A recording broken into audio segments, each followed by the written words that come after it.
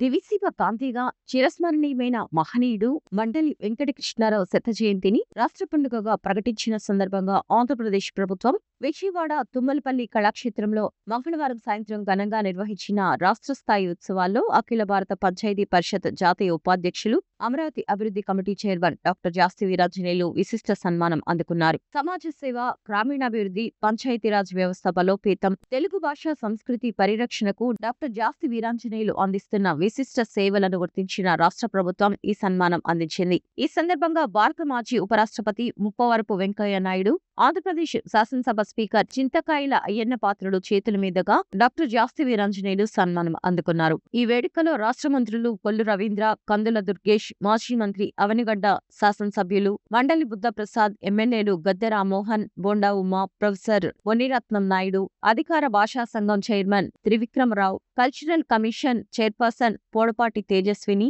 కార్యనిర్వహణ అధికారి రేగుళ్ల మల్లికార్జునరావు, పలువురు ప్రజాప్రతినిధులు, అధికారులు, సాహితీవేత్తలు, సాంస్కృతిక రంగ ప్రముఖులు పాల్గొని మండలి వెంకటకృష్ణారావు సేవలను స్మరించుకున్నారు. ఈ సందర్భంగా స్పందించిన డాక్టర్ జాస్తి వీరాంజనేయులు మాట్లాడుతూ మండలి వెంకటకృష్ణారావు ఆశయాలు భావితరాలకు ఆదర్శప్రాయమని, ఈ సన్మానం తనపై మరింత బాధ్యతను పెంచిందన్నారు. గ్రామ స్వరాజ్యం బలోపేతం, ప్రజాసేవ, తెలుగు భాషా సంస్కృతి పరిరక్షణ కోసం మరింత అంకితభావంతో సేవలను కొనసాగిస్తానని తెలిపారు. ఈ రాష్ట్ర స్థాయి ఉత్సవంలో విశిష్ట సన్మానం అందుకోవడం తన జీవితంలో ఒక గౌరవప్రదమైన సందర్భంగా భావిస్తున్నట్లు డాక్టర్ జాస్తి వీరాంజనేయులు పేర్కొన్నారు.